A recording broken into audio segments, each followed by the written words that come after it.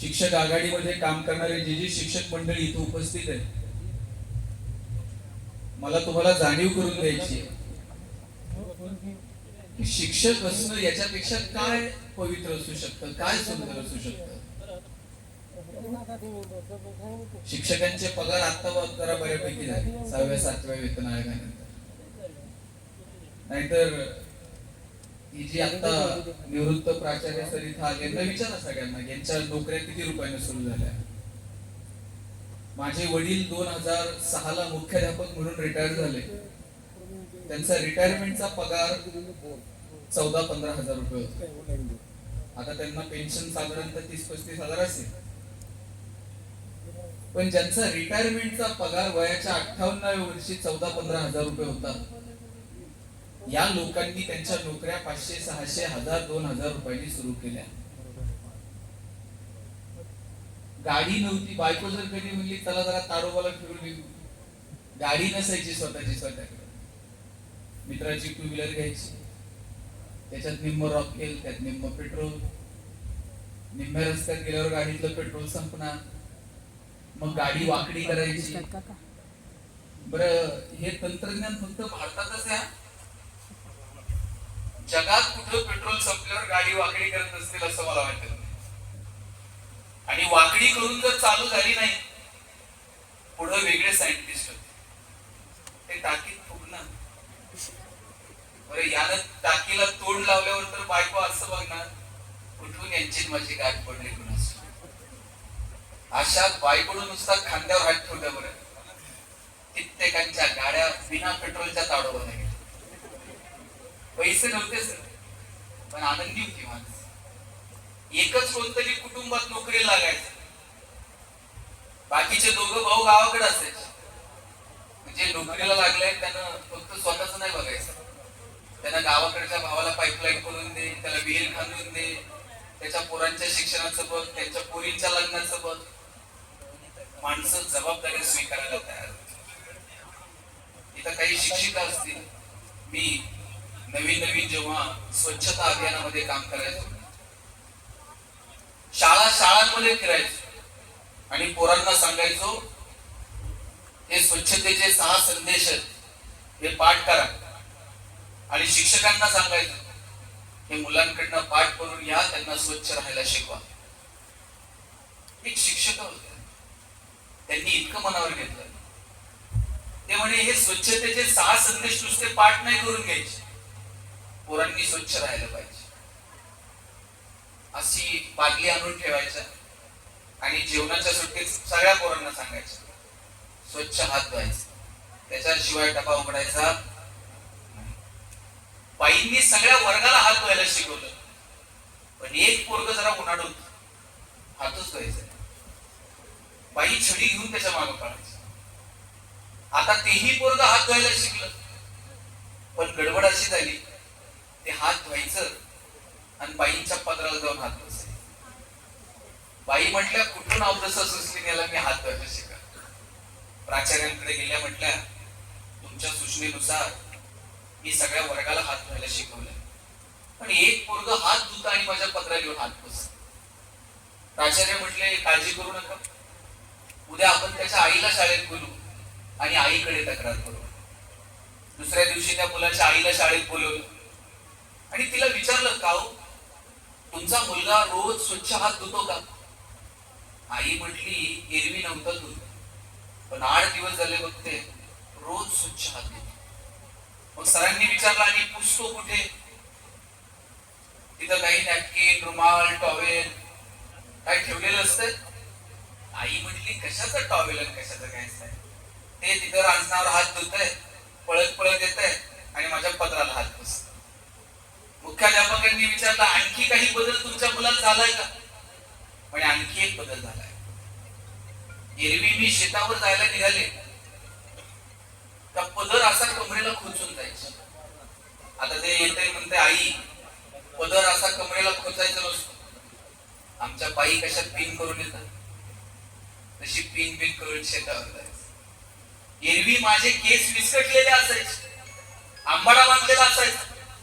आता ते माझ्याकडे येते म्हणते, आई केस असे विस्कटलेले नाही ठेवायचे, आमच्या बाई कशा विणी करून येतात, तशी विणी करून शेतावर येतात. त्या प्राचार्यांनी त्या शिक्षिकेला सांगितलं, बाई तुम्ही किती नशीबवान आहात. हे पोरग घरी गेल्यानंतर त्याच्या आईमध्ये त्याच्या बाईंना बघतं आणि शाळेत आल्यानंतर त्याच्या बाईंमध्ये त्याच्या आईला बघतं. याच्यापेक्षा काय पवित्र असू शकतं?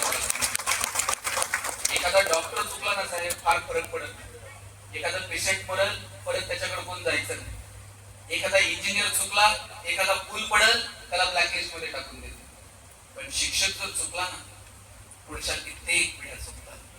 म्हणून शिक्षकाला चुकण्याची मुभा नाही.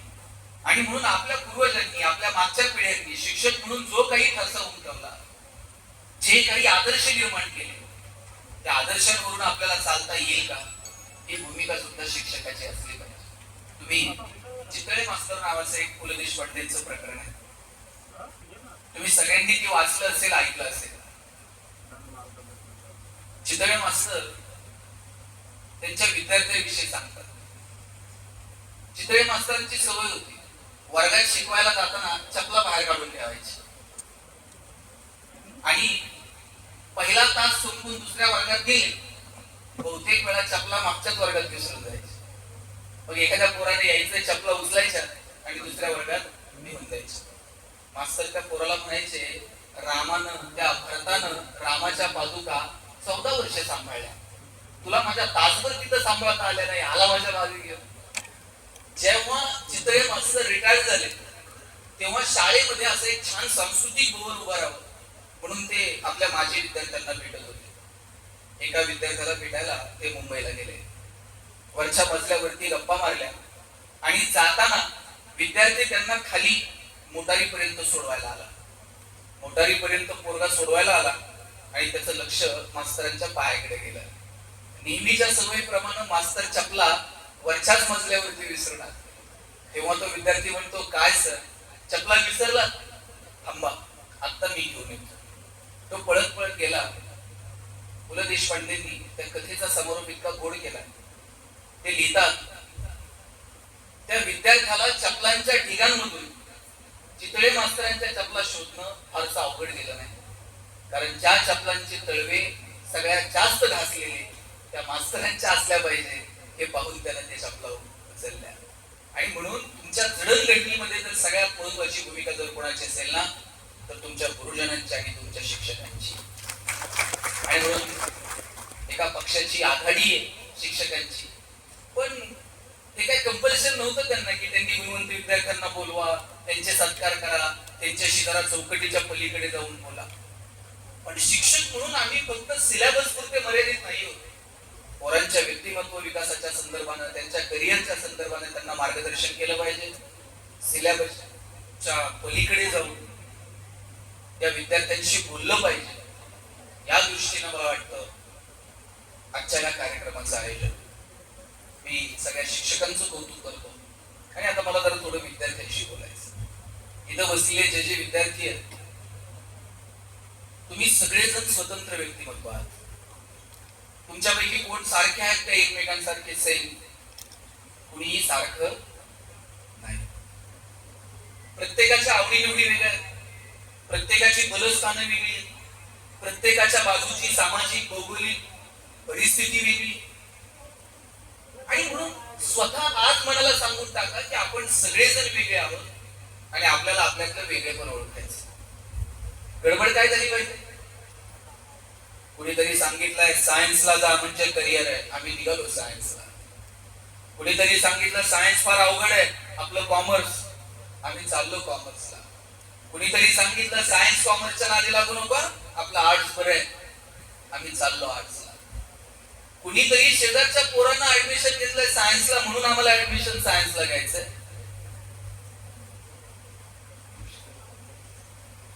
कुणीतरी इंजिनिअरिंगला गेलंय म्हणून मला इंजिनिअरिंगला जायचंय.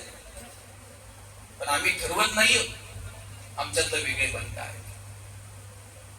खूप मार्क पडले की सायन्स, थोडेसे कमी पडले कॉमर्स, आणि सायन्सलाही नंबर लागला नाही आणि कॉमर्सलाही लागला नाही की मग सर कॉलेजच्या गेटवर तुम्ही 5 मिनिट उभं राहा, येताना पोरगा बघितला तरी कळतं हे कोणत्या साईडला. इन बिन करून चष्मा बिष्मा घालून आलं का समजायचं सायन्स. असं पावलं मोजत मोजत हिशोब करत आलं का समजायचं कॉमर्स. आणि असं वही बी फिरवी चिठ्ठी वाजवत आलं आपलं आपण ठरवून घे. कोण म्हणतं आर्ट्स मध्ये करिअरच्या संधी नाही, कोण म्हणतं कॉमर्स मध्ये करिअरच्या संधी नाही. तुम्ही कोणत्याही स्ट्रीमला जा, त्या साईडला तुम्हाला करिअरच्या असंख्य संधी उपलब्ध आहेत. फक्त आम्ही जे काही शिकायचं ते मनापासून शिकतो का. मी आता चेंबूरला गेलो होतो, तिथे डॉक्टर होमी भाभा इन्स्टिट्यूट आहे, संशोधनाच्या क्षेत्रामध्ये कार्य करणारी शासनाची संस्था आहे. तिथे ऍज अ स्टुडंट म्हणून, ऍज अ सायंटिस्ट म्हणून ज्यांना ऍडमिशन मिळतं, साहेब मला बोटावर मोजणे इतकी पोरं सुद्धा महाराष्ट्रातली सापडली नाही. आमच्या पोरांना का वाटू नये की आपण संशोधनाच्या क्षेत्रात काम करावं, का आमच्या पोरांना वाटू नये आम्ही सायन्स ग्रॅज्युएट होऊन काहीतरी नाविन्यपूर्ण, काहीतरी वेगळेपणानं काहीतरी अभ्यास करू. आमच्या डोक्यात एकच आहे, सायन्सला गेलं म्हणजे एकतर इंजिनिअरिंग नाही तर मेडिकल. ट्रेंड जसे बदलतात तसे आपण हंटर घेऊन पोरांच्या मागे उभे आहोत. तुम्ही बघा ट्रेंड कसे बदलत गेले. एक काळ आहे ना डीएड वाल्यांचा, डीएड ला जर नंबर लागला त्याचं करिअर झालं. आणि त्यातल्या त्या दोघं नवरा बायको जर शिक्षक म्हणून जिल्हा परिषदला जॉईन झाले, त्यांनी परत मागं वळून बघायचं. आता डीएड कॉलेजेसची अवस्था काय, बहुतांश डीएड कॉलेजेस आता बंद झाले. त्यानंतर इंजिनिअरिंगचा बूम होता. गावात एखादाच इंजिनियर असायचा. गावात जर पाहुणे आले आणि कुणी विचारलं ना इंजिनियर साहेब कुठे राहतात, सगळं गाव त्या पाहुण्याला इंजिनियरच्या घरी घेऊन सोडत. आता तुम्ही गावात जाऊन विचारा इंजिनियर साहेब कुठे राहतात, ते म्हणते नाव सांग, प्रत्येक घरात 4 आहेत. आणि आफ्टर कोविड आता मेडिकलचा बूम आहे. प्रत्येक आई बापाला वाटतं पोरगं मेडिकललाच गेलं पाहिजे. नाही भारतात नंबर लागला तर म्हणतात रशियात जाऊ द्या, पण मेडिकललाच गेलं पाहिजे. बरं आई बापाच्या डोक्यात असं नाही, याला मॅथ फिजिक्स आवडतंय म्हणून यानं इंजिनिअरिंगला जावं, याला जरा केमिस्ट्री बायो आवडतंय म्हणून यानं, असलं काय नाही. आमच्या डोक्यात एकच आहे, पोरगा मेडिकलला गेला पाहिजे, पोरगा एमबीबीएस, त्याला मुलगी एमबीबीएस, दोघांचं हॉस्पिटल आणि नंतर मेहुण्याला मेडिकल. इकडे कसं आहे माहित नाही, आमच्या इकडे मेहुण्यालाच जावं, लिखित नियम आहे. आम्ही कधी चौकटीच्या पलीकडे जाणार आहोत. थोडस चौकटीच्या पलीकडे जाऊन आम्ही या लेकरांच्या जडणघडणीकडे बघितलं पाहिजे, त्यांच्या सर्वांगीण विकासासाठी प्रयत्न केले पाहिजे. पुणे विद्येचं माहेरघर समजलं जातं. आता पोलिसांनी कारवाई केली साहेब, कोट्यावधी रुपयाचं ड्रग्ज पुण्यामध्ये सापडलं. ज्या अर्थी तिथे सापडलं त्या अर्थी तिथे ग्राहक आहे. आणि ग्राहक काय कुठून परदेशातून येऊन घेऊन जात आहे का? आपलीच खेड्यापाड्यातली गेलेली पोरं नको त्या संगतीमध्ये अडकली आणि आयुष्याचं वाटोळ करून घेतलं. एखाद्या विषयामध्ये 2 मार्क कमी पडले तरी चालतील, पण आमची पोरं सुसंस्कारित आहेत का, सृजनशील आहेत का, सुसंस्कृत आहेत का, सुशिक्षित आहेत का, चांगलं वाईट त्यांना कळतं का, त्यांना देश समाज कळतो का, त्याची जाणीव या लेकरांना आहे का? या जडणघडणीसाठी आपण एकत्रित प्रयत्न करणं गरजेचं आहे. तुमच्यापैकी उद्या कुणीतरी डॉक्टर होईल, त्याला कळत मूलमध्ये कोणत्या चौकात हॉस्पिटल टाकायचं, कोणत्या बँकेचं कर्ज घ्यायचं. कर्जाचा हप्ता जात नाही की मग गरज नसताना पेशंटला ऍडमिट करताय, गरज नसताना सलाईन लावताय. नॉर्मल डिलिव्हरी असेल तर सिझरिंग करायला सांगताय. पण एखाद्या तरी तुमच्यापैकी डॉक्टरला असं वाटलं पाहिजे, अरे मी प्राथमिक आरोग्य केंद्राला भेटते, गव्हर्नमेंट हॉस्पिटलमध्ये जाऊन एकदा कधीतरी बघेल, कधीतरी शाळा कॉलेज मधल्या किशोरवयीन मुला मुलींशी जाऊन संवाद साधेल, कधीतरी मी आदिवासी भागातल्या मुला मुलींशी जाऊन बोलेल. मी डॉक्टर आहे आणि माझं ज्ञान समाजाभिमुख आहे का?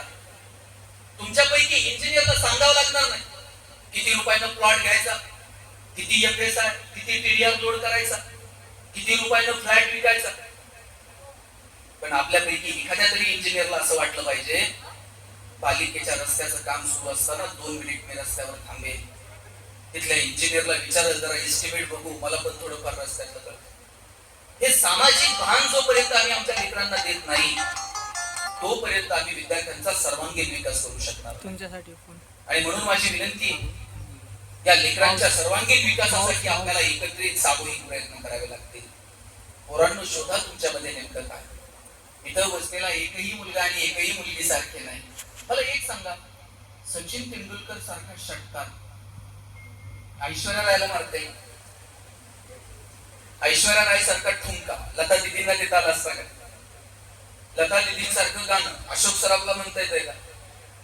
तुम्ही जर मला म्हटले भाषण करा, मी 2 तास बोलेन. पण तुम्ही जर मला म्हटलं तुम्ही एवढ्या लांबून आलाय, जाता जाता चंद्रपूरमध्ये एखादी कुस्ती करून जा, आपल्या जगात जगतात. जगात आपण सगळे वेगळे आहोत आणि आपल्याला आपल्यातलं वेगळे पण ओळखता आलं पाहिजे. मी जेव्हा पुण्यात कॉलेजला गेलो, माझ्या सरांनी मला विचारलं, गणेश तुला MBA कशात करायचं? मी म्हटलं मला ह्युमन रिसोर्स मॅनेजमेंट मध्ये MBA करायचं. सर प्रत्येकाला विचारायचे कोण MBA कशात करणार. आमच्या वर्गात एक बोबडं बोलणार पोरग, त्याला विचारलं तुला MBA कशात करायचं? त्याला र बोलता यायचं नाही, ते र ला ल म्हणायचं. त्यानं सांगितलं मला मार्केटिंग मध्ये MBA करायचं. सर म्हटले तुला नीट र बोलताय ना, तू मार्केटिंग मध्ये काय MBA करणार? तुझं बॅकग्राऊंड कॉमर्स आहे, तू फायनान्स मध्ये MBA कर. वर्ग वर्गात उठून उभं राहायला म्हटला, सर कलणार तर मार्केटिंग मध्ये MBA करणार नाही तर शिकणार नाही. सर म्हणले तुला काय करायचंय ते कर. आपण एक परीक्षा घेऊयात आणि शोधूयात की कुणामध्ये मार्केटिंगचं टॅलेंट. परीक्षा काय घेतली? आम्हाला 100 रामायणाच्या प्रती दिली आणि सांगितलं या रामायणाच्या प्रती बाजारात जाऊन विकून यायचे. ज्याच्या सगळ्यात जास्त विकल्या जातील आपण समजूयात याच्यामध्ये मार्केटिंगचं टॅलेंट आहे. मी म्हटलं ठीक आहे, आम्ही बोलणारी पोरं आहे, 100 रामायणाच्या प्रती विकायला काय लागतंय? 8 दिवस आम्ही बाजारात फिरलो. 9व्या दिवशी वर्गात आलो. सरांनी विचारलं 100 पैकी किती प्रती गेल्या? म्हटलं 4 गेल्या. राहुल 8, संतोष 10. मार्क मिळवणारी पोरं पण 20 पेक्षा जास्त प्रती कोणाच्याच गेल्या नाही. बोबड बोलणारा पोरग मागच्या वाकार बसायचं. त्याला विचारलं तुझ्या किती गेल्या रे? म्हटला सर 100च्या 100 प्रती बनवला. सर म्हटले केलं काय? मार्केटिंगची कोणती स्ट्रॅटेजी, कोणतं रेफरन्स बुक? म्हटलं काहीच नाही. लोकांच्या दालात जायचो, बेल दाबायचो, लोक बाहेर यायची, लोक बाहेर आली की समोर लांबाई ठेवायचो आणि सांगायचं हे लांब आहे, विकत घेता का वाचून दाखवू? लोक म्हणायचे वाचून नको दाखवू, तुझं रामायण विकत. आता बोबड बोलणं विकनेस आहे का स्ट्रेंथ आहे? दाबून ठेवला असता तर स्ट्रेंथ धरला असता का? आपण सगळे एकमेकांपेक्षा वेगळे आहोत आणि तुम्हाला तुमच्यातलं वेगळेपण ओळखता. इथं जी तरुण मुलं बसलेली आहेत ना, पोरांनो, तुमची उंची वडिलांच्या खांद्याला आली. एकदा का पोरगा बापाच्या खांद्याला आला आणि बापाची चप्पल पोराच्या पायाला यायला लागली, बाप रागवत नाही. लहान होता तोपर्यंत वडील रागवायचे, ओरडायचे, काही चुकलं तर पटकन चापट मारायचे. आता वडील रागवत नाहीत, मारत नाही. अशा वेळेला वडिलांच्या डोळ्याची भाषा तुम्हाला समजून घेता आली पाहिजे. काय अपेक्षा असते वडिलांची? वडिलांची अपेक्षा अशी नसते की पोरांनो लाखो रुपये आणून आमच्या हातात टेकवावे. बापाची अपेक्षा इतकीच असते, एक दिवस असा यावा की पोराच्या नावानं आई वडिलांची ओळख व्हावी. आतापर्यंत बाळांनो तुमची ओळख काय? अमुक अमुक यांचा मुलगा, अमुक अमुक यांची मुलगी. एक दिवस असा आला पाहिजे तुमच्या नावानं तुमचे आई वडील ओळखले गेले पाहिजे. पोरींनो, उद्या जर तुमच्यापैकी कोण कलेक्टर झालं ना, तुम्ही लाल दिव्याच्या गाडीत बसून येईल, तुमच्या गाडीचं दार उघडायला पैसे पाहिजे. आम्ही जेवढे इथं बसलेलो आहोत स्टेजवर, आम्ही सगळे तिथे स्वागताला उभे राहू. तुमच्या सहीने एखाद्या माणसाचं भविष्य बदलून जाईल, एखाद्या गावाचं भविष्य बदलून जाईल. आणि तुमची आई तुमच्या ऑफिसला जर आली, अशी बाहेर पाठी लागलेली असेल, जिल्हाधिकारी पुणे, जिल्हाधिकारी सोलापूर, काय तुमच्या आईच्या चेहऱ्यावर आनंद असेल. पोरांनो, उद्या जर तुमच्यापैकी कुणी IPS ऑफिसर झालं, राजमुद्रा असते इथं खांद्यावरती, त्या जिल्ह्याचं पोलीस प्रशासन तुमच्या ताब्यात असतं. बरं, मला असं नाही म्हणायचं तुम्ही सगळेजण प्रशासनात या, नाही शक्य. सगळ्यांनी उद्या ठरवलं आपण प्रशासनात जाऊ, नाही शक्य. पण तुमच्या मधलं वेगळेपण ओळखून करिअरची अचूक संधी तुम्हाला ओळखता येईल का, यासाठी प्रयत्न करायला काय हरकत आहे. जर अशी मोठी स्वप्न बघायला काय हरकत आहे. आणि याच्यात फक्त पोरांची चूक आहे असं नाही असेल, याच्यात पालकांची चूक आहे. काल परवा सांगली जिल्ह्यामध्ये घटना घडली. नीट मध्ये सराव परीक्षेला मार्क कमी पडले, मुख्याध्यापक असणाऱ्या वडिलांनी मुलीला मारलं आणि त्या मारण्यामध्ये त्या मुलीचा जीव गेला. कुठे घेऊन चाललोय आम्ही या सगळ्या महत्वाकांक्षांना? कोणत्या स्पर्धेमध्ये आम्हाला या पोरांना घेऊन पळायचं आहे? तुमची अपूर्ण राहिलेली स्वप्न पूर्ण करणारं यंत्र म्हणजे तुमचा मुलगा किंवा मुलगी नाहीये. त्या मुला मुलीमध्ये काय चांगलं वाईट ते ओळखून त्यांना संधी देणं, त्यांना चांगल्या सुविधा देणं आणि आजूबाजूला पोषक वातावरण निर्माण करणं, मला वाटतं ही पालक म्हणून तुमची माझी जबाबदारी आहे. पोरगं काही वेगळं करायला गेलं का बापानेच त्याला सांगायचं, अंथरून पाऊल पाय बसर, अंथरून पाऊल पाय बसर. चला, ते पोरगं हातपाय खुडून खुडून मरून गेलं, पण बापानं काय त्याला कधी हातपाय बसवून दिले नाही. अरे बापानं तर सांगितलं पाहिजे हातपाय बसर, अंथरुणाचं काय करायचं तुझा बाप बघ. एवढी धमक आम्ही आमच्या लेकरांमध्ये निर्माण करतो. शिवाजी महाराज जर म्हटले असते संभाजीराजांना, फार काही तुम्ही इकडे तिकडे नादी लागू नका, आपला हाय तेवढं सांभाळा. शहाजीराजांनी जर सांगितलं असेल, शिवबा स्वराज्य विराज्य निर्माण करायच्या फंदात पडू नका, थोडीशी जहागिरी वाढून घ्या आणि आयुष्यारामात जगा, कसं स्वराज्य निर्माण झालं असं? जराशी मोठी स्वप्न आम्ही बघायला नको का? आपल्या पोरांना असं वाटू नये की आपण उद्योगात यावं, व्यवसायात यावं. आमच्या पोरांना उद्योग व्यवसायात यावंच वाटत, कारण त्यांच्या मनावर आम्ही बिंबवलंय, काही कर पण नोकरी कर. आणि नोकरी नाही केली ना, तुझं लग्न पण जमत नसतं. आणि पोरं हल्ली अशी हुशार आहेत ताई, लग्न जमेपर्यंतच नोकरी करताय. तुमच्याकडे रोज 4 तरी येणार, साहेब मार्केट कमिटी तर लावून घ्या, पुढे पतसंस्थेवर चिटकून द्या, लग्नाच्या बायोडाटात नाव टाकाय, पुढचं तर नोकरीला लावा. कोणत्या मानसिकतेत आम्ही जगतो? काय परिस्थिती आहे महाराष्ट्राची उद्योग व्यवसायाच्या संदर्भात? टायरवाले केरळचे, किराणा व्यवसायात पटेल, हार्डवेअरची दुकानं गोरींची, बांधकाम व्यवसायात युपीचे लोक, गवंडी सगळे बिहारचे, सुतार कामात राजस्थानी, हॉटेल सगळी दक्षिणात्यांकडे, चायनीजच्या गाड्या पूर्वांचलचे तरुण चालवतात. बरं चला, संविधानाने त्यांना अधिकार दिलाय, कष्ट करतील, पोट भरतील. आम्ही कुठे आहोत? आम्ही फक्त नोकऱ्यांच्या रांगांमध्ये उभे आहोत. आमच्याकडे तर एक जण आहे, 35-36 वय झाले दादा, लग्नच जमेल. आणि मित्र असले हुशार आहेत त्याचे, त्याला एकानं सांगितलं, मला टेन्शन घेऊ नका, मुलीकडचे बघायला आले ना, पगार जरा वाढून सांगायचा, मग लग्न जमेल. मुलीच्या वडिलांनी विचारलं पगार किती, याला जरा अंदाज घेऊन सांगायचं. हे म्हणताय 1.5 लाख. मुलीचे वडील म्हणले, तुझ्याकडे बघून तर वाटत नाही 1.5 लाख असं.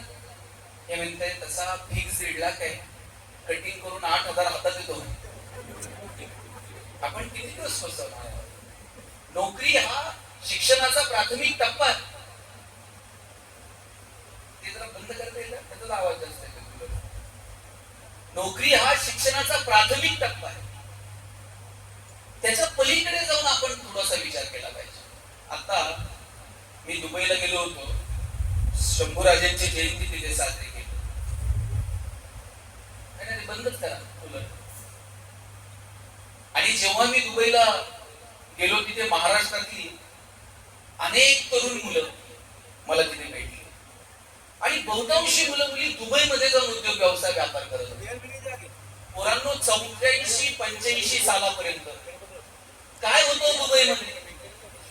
दुबईमध्ये फक्त तेलाचे पैसे. आज जगातला सगळ्यात बिझिएस्ट एअरपोर्ट दुबई, जगातला सगळ्यात प्रॉफिएस्ट मॉल दुबई. बुर्ज खलिफा म्हणून एक इमारत आहे, शेकडो मजले वरती घेऊन जातात, वरून खाली यायचं. वर जाऊन खाली यायला हजारो रुपयांचं तिकीट काढावं लागतं. दुबईला कळलं आपल्याकडे तेलाचे पैसे, आपण ते जर प्रॉपर वेने युटिलाइज केले नाही, जगाला जर आपण पर्यटनासाठी आकर्षित केलं नाही, आपण इथे टिकू शकणार नाही.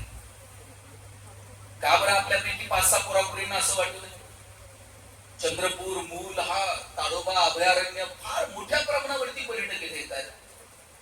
का आपल्याला असं वाटू नाही की जगातली लोक इथं आली पाहिजेत, राहिली पाहिजेत, पर्यटनाच्या दृष्टीने एक मोठं हब झालं पाहिजे?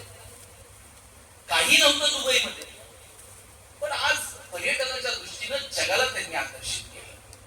मी जेजुरीला गेलो होतो. तुम्ही कधी आलात का जेजुरीला? जेजुरी गड आहे खंडोबाचा.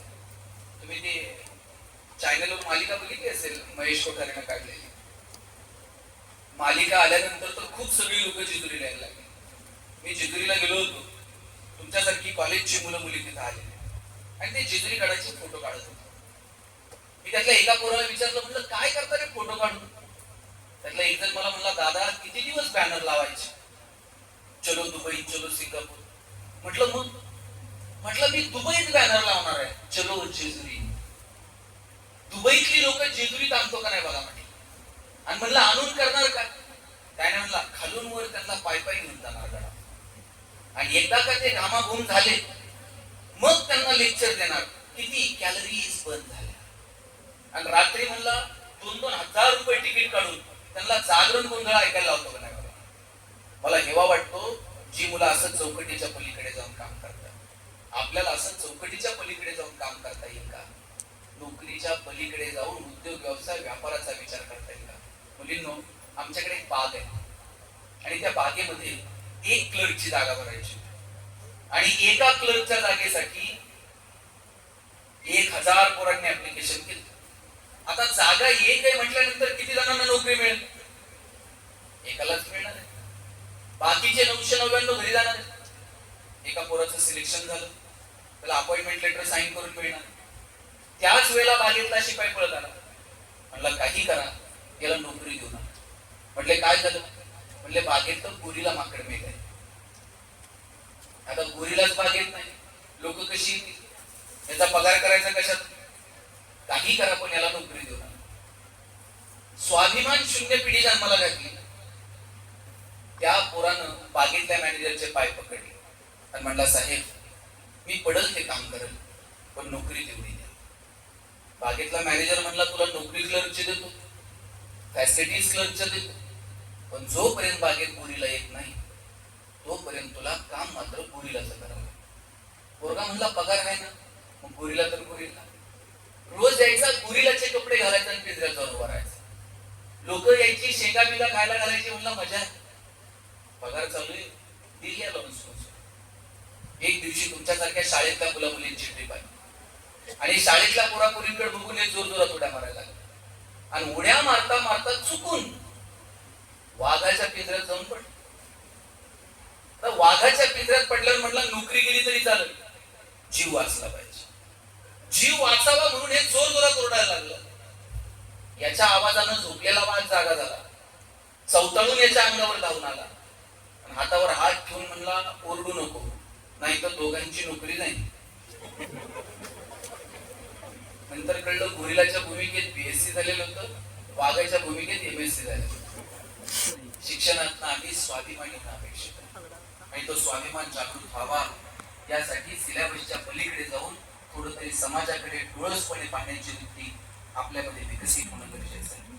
आणि त्यासाठी एकत्रित शिक्षक, पालक, आजूबाजूचा समाज, आपण सगळ्यांनी या देशाचं भविष्य असणाऱ्या विद्यार्थ्यांवरती थोडं तरी काम करणार आहोत की नाही, ही जबाबदारी आपण स्वीकारणार आहोत की नाही, यासाठी मला वाटतं प्रयत्न व्हावा. मला सगळ्या मुला मुलींना सांगायचं, काळ आणि वेळेनुसार जर तुम्ही बदलला नाही, तुम्ही मार्केटमध्ये टिकू शकणार नाही. ही जेवढी वडीलधारी माणसं इथं बसलेली, यांना विचारा, यांनी यांच्या आयुष्यामध्ये पहिला फोन कोणत्या कंपनीचा घेतला होता? लांबच जाऊ द्या, ही तर माझ्यापेक्षा खूप वयानं ज्येष्ठ मंडळी. मी माझ्या आयुष्यात पहिला फोन नोकियाचा घेतला, 3310, 1100, 1600, 2600. आता नोकिया आहे का? का नाही? अँड्रॉइड टेक्नॉलॉजी नोकियानं स्वीकारली नाही, नोकिया टिकू शकलं नाही. आता कुठं कॉडॅकचा कॅमेरा दिसतो का? आणि एक जमाना फक्त कॉडॅकचा होता, 36च फोटो निघायचे. म्हणजे नवरा नवरी हार घालायला आणि फोटोग्राफरचा रोल संपायला. 6 महिने अल्बम मिळत नव्हते. नवरदेव कितीही म्हणला तरी फोटोग्राफर सांगणार फोटो धुवायला दिले. कोणत्या नदीवर जात होतं कुणास ठाऊक. आता कॉडॅक नाही. का नाही? डिजिटल टेक्नॉलॉजी कॉडॅकनं स्वीकारली नाही, कॉडॅक टिकलं नाही. अँड्रॉइड टेक्नॉलॉजी नोकियानं स्वीकारली नाही, नोकिया टिकलं नाही. 4 वाजता मराठी पिक्चर लागायचा टीव्हीला. धूमधडाका रविवारी, थरथराट, लक्ष्मीकांत बेर्डे, अशोक सराफ आणि मध्येच एक जाहिरात लागायची. लाईफ बॉय है जहा बघूया ताईंची पाठ आहे, तंदुरुस्ती आहे वा. आमच्या जाहिराती पाठ होत्या कारण आम्हाला चॅनल बदलायचा ऑप्शन नव्हता. आमच्याकडे एकच चॅनल होता, दूरदर्शन. त्याच्यात 10 वेळा प्रक्षेपण जायचं. प्रक्षेपण गेलं का पुरं म्हणायचे टीव्हीला मुंग्या आल्या. आता टीव्हीला पुढे मुंग्या लागतात का? एकानं कोणतं माळावर जायचं, अँटीना फिरवायचा, खालच्यानं म्हणायचं दिसलं, वरच्यानं खाली यायचं, वरचं खाली येईपर्यंत पुन्हा प्रक्षेपण जायचं. पैसे नव्हते, आनंद होता.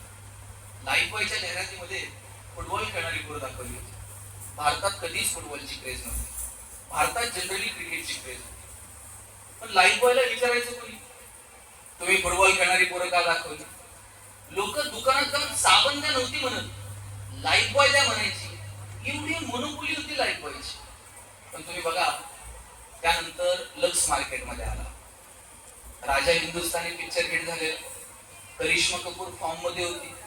लक्सनं करिश्मा कपूरला ब्रँड अँबॅसिडर केला. आता फुटबॉल खेळणाऱ्या पोरांकडे कोण बघताय का? लक्सनं मार्केट कॅप्चर केलं. लाईफ बॉयला कळलं, आता जर मार्केटमध्ये टिकायचं असेल तर फुटबॉल खेळणारी पोरं जाहिरातीत दाखवून उपयोगाचं नाही. त्यांनी गुळगुळीत साबण बाजारात आणला लाईफ बॉय गोल्ड नावाचा. आणि त्याची जाहिरात कोण करत होतं? त्याची जाहिरात करत होता कॉलेजचा एक तरुण मुलगा आणि मुलगी. मुलगी गाडीवरनं उतरते, रागात निघून जाते. मुलगा विचारतो काय झालं? मुलगी सांगते पसीने की बदबू से परेशान. पोरगा घरी जातो, लाईफ बॉय गोल्ड नाव. या कंपन्यांना कळलं, वेळेनुसार जर आपण बदललो नाही तर आपण टिकू शकत नाही. आणि दादा मला सांगा, कोविड मध्ये एक तरी साबण अशी जाहिरात करत होता का? आमचा साबण सुगंधी, तो लावल्यावर तुम्ही गोरे व्हाल. कोविड मध्ये कुणाला गोरं व्हायचं पडलं? प्रत्येक साबण एकच जाहिरात करत होता, 99.9% कीटाणू से मुक्ती. कोविड मध्ये संपूर्ण मम्मी बिम्मी सगळं बंद, फक्त कीटाणू आणि मुक्ती. आणि साहेब मला मोती साबणाचं गणित अजून समजलं. मोती वर्षभर कुठे असते काय नाही, ते दिवाळीलाच येते. वर्षभर झोपताय, दिवाळीला म्हणताय उठा दिवाळी आहे. मोती साबणानं आंघोळ करायची. गरीबातला गरीब आणि श्रीमंतातला श्रीमंत माणूस मोतीनं आंघोळ केल्याशिवाय दिवाळी साजरी केल्यासारखं वाटत. त्याला माहित आहे वर्षभर कुणाला काय मस्ती करायची ते करू दे, आपलं मार्केट दिवाळीला. पोरांनो, तुम्हाला तुमचं मार्केट ठरवता आलं पाहिजे. भारत ही जगातली सगळ्यात मोठी बाजारपेठ आहे. चायनाला कळतंय भारतात अजून काय विकायचं, अमेरिकेला कळतंय भारतात अजून काय विकायचं. पण दुर्दैवानं भारतीयांना समजत नाही आपण काय विकलं पाहिजे. तुमच्या मनात तरी होतो का 20 रुपये लिटरनं पाणी विकत घेऊन प्यावं लागेल? ज्या कुणी माणसानं पाणी विकायला सुरू केलं असतं, लोकांनी त्याला वेळात काढलं असतं. अरे पाणी पुढे विकतात, पण आज जाईल तिथे कार्यक्रमात पाण्याची बॉटल. पूर्वी कुठेही गेलो तर पाण्याची बॉटल नसायची.